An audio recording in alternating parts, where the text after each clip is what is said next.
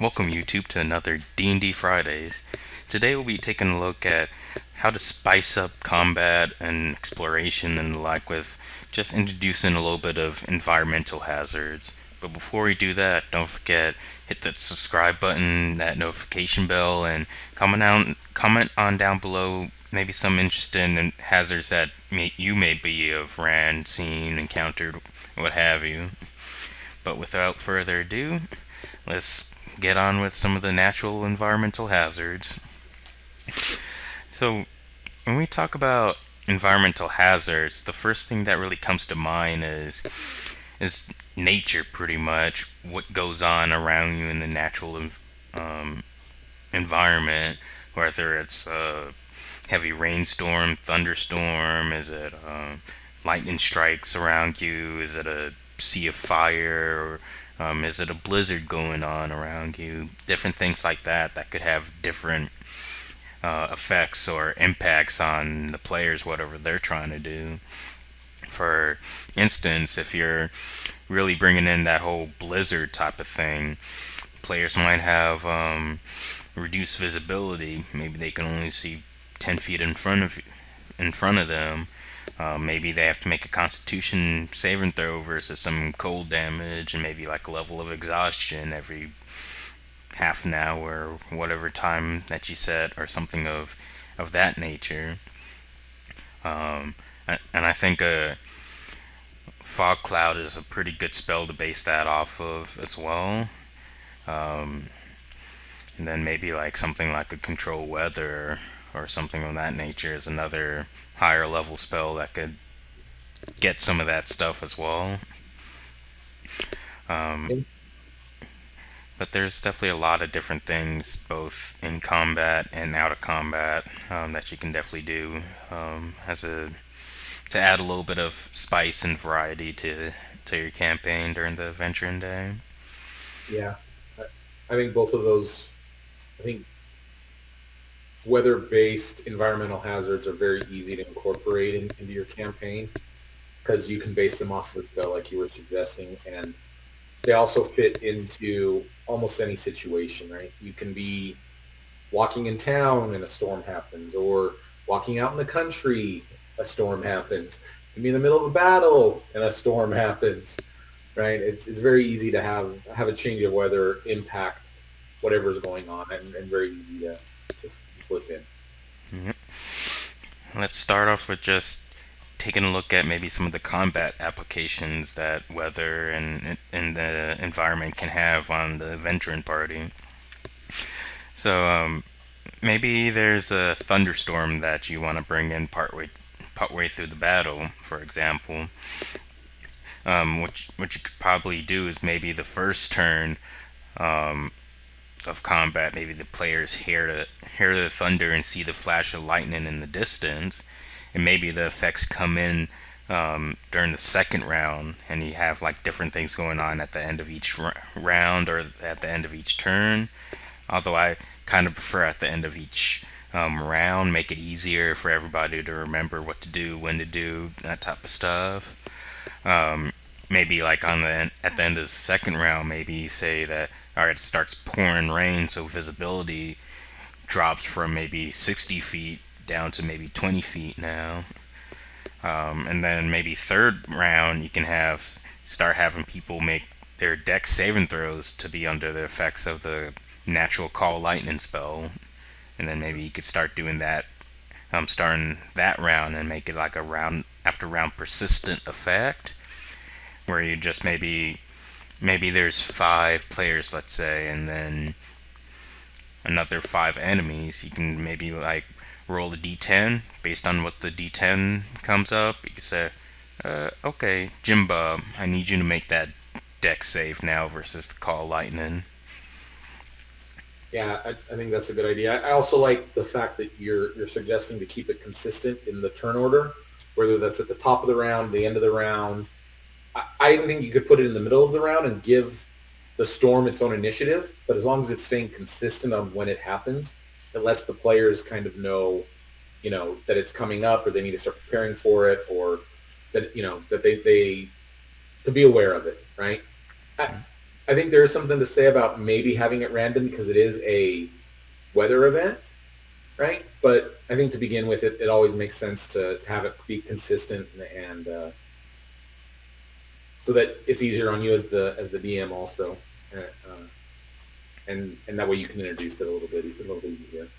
Yeah, yeah, I agree. And then that actually brought up another cool point where it's like maybe once you get it familiarized with it, maybe you can have the natural environmental hazards like the natural thunderstorm happen randomly during the turn. Maybe like each turn you just roll another d20 initiative count for it just to see when it's going to happen during that turn. And then on the other hand, maybe you can have a sort of like natural thunderstorm that maybe the bad guys somehow is controlling. Maybe they're able to do like a homebrew control weather to bring in a thunderstorm that they created, and maybe that could be part of their layer actions at initiative count 20, for example. Yeah, that's a good idea. Yeah. So there's definitely a few things he can do, it, and when it comes to in battle, it doesn't have to be just a thunderstorm where at some point during the turn somebody has to make a deck save. It could just be maybe maybe your players are having combat in the middle of, I don't know, a desert or something, where there's going to be a passive effect where it's some sort of, all right, just remember at the end of your turn you're going to take a d6 of fire damage because it's so flippin' hot outside. Sure. So that's kind of sort of another way of doing an environmental hazard, and especially if you don't want to have to remember to make all those rolls or something like that.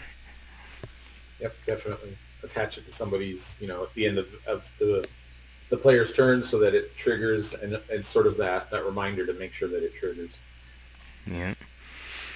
And then when we take a look at environmental hazards as it kind of happens outside of combat, that has a few different ranges of applications that you can really do with that.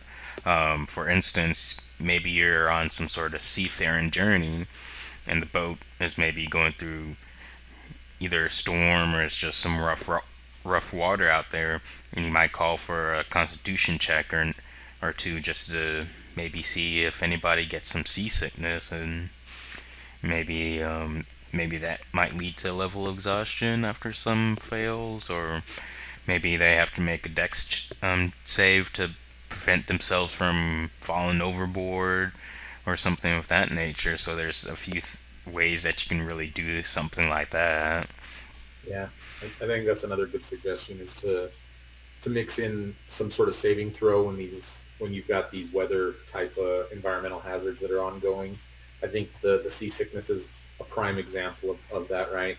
And I like the suggestion about, if you fail after 3 or 4 or 5 attempts, something like that, then you take a level of exhaustion. I mean, this goes back to a little bit what we talked about a few weeks ago for adding a little bit of realism into your game.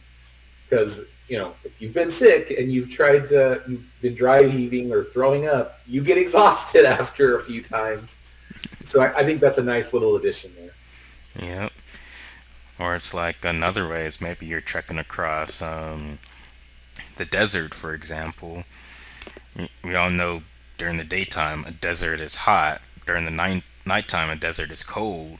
So it so getting back to that gritty realism, you kind of have to now as players you have to think about how do I manage the extreme temperatures now.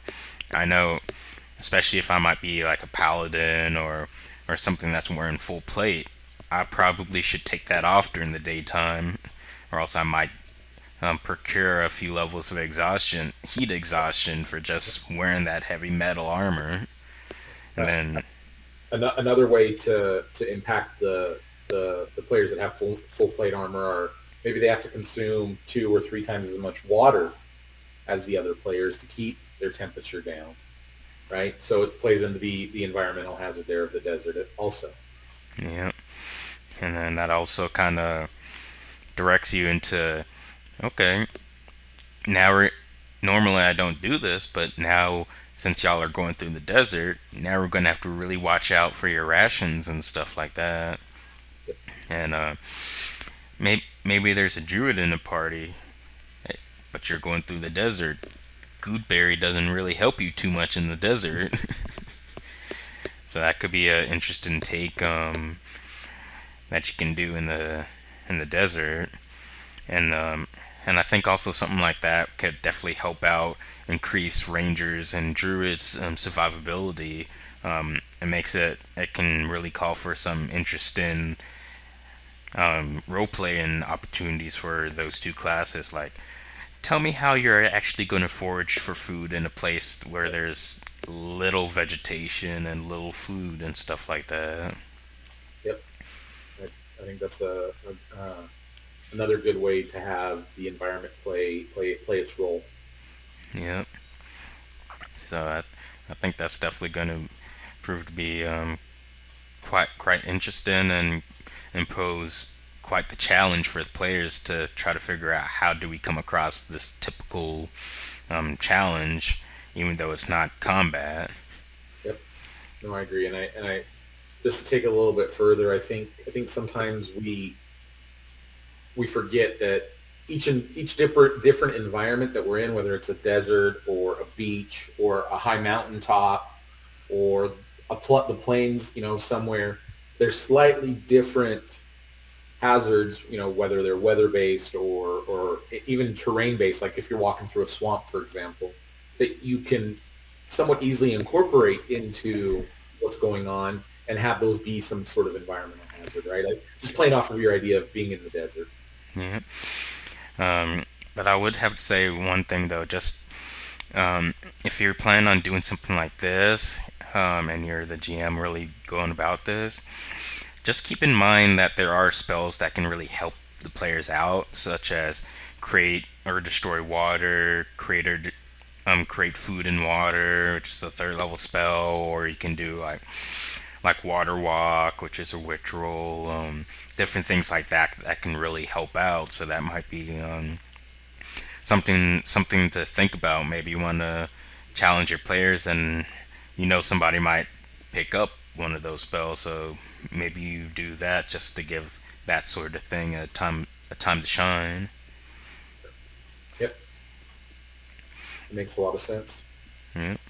So there's a lot of interesting things as the environment that you can really help out with, or maybe you want to do some sort of underwater sort of challenge or something like that. Maybe you're going to the mythical land of Atlantis or something, just to play around with the whole underwater mechanics, which can be pretty brutal if you don't have a swim speed and all that stuff ready.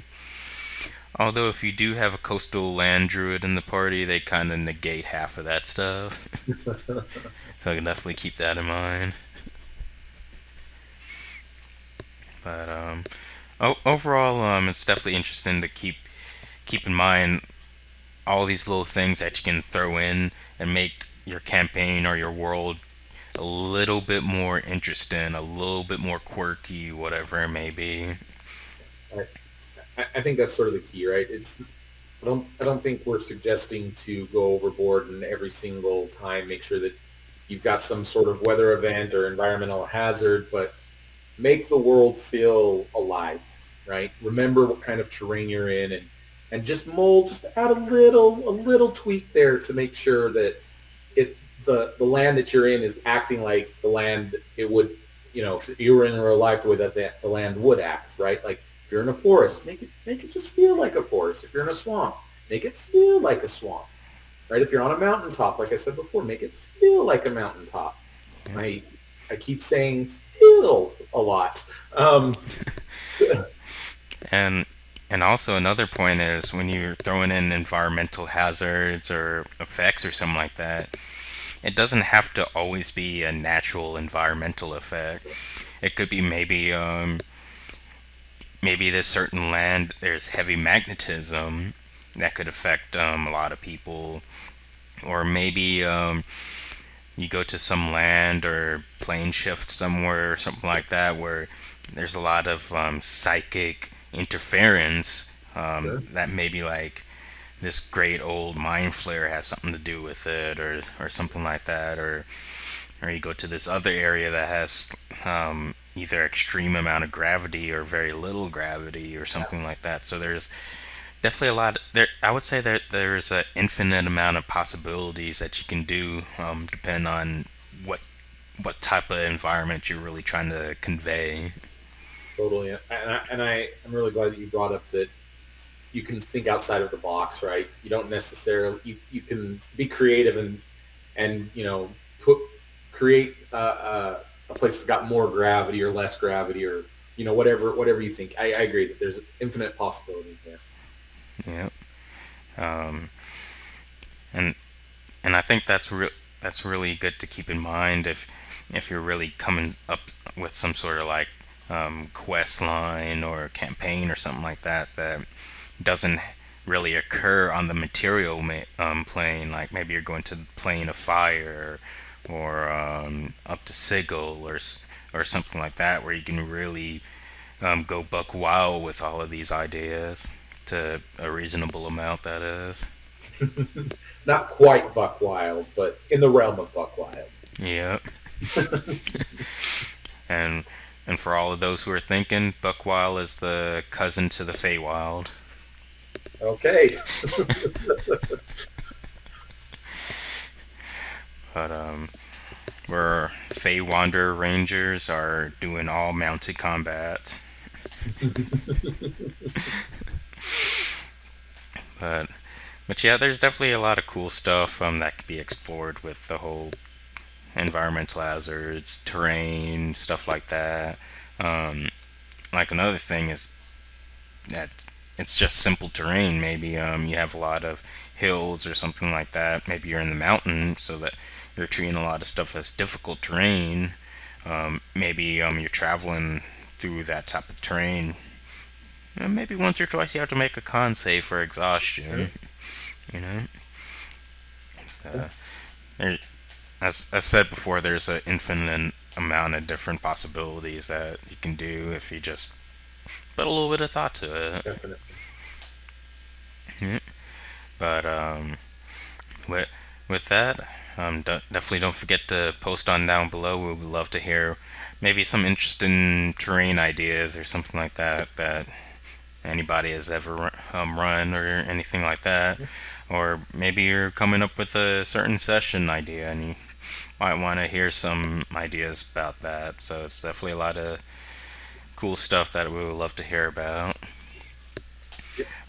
But until next time, keep y'all's lives geeky as always. Not everyone.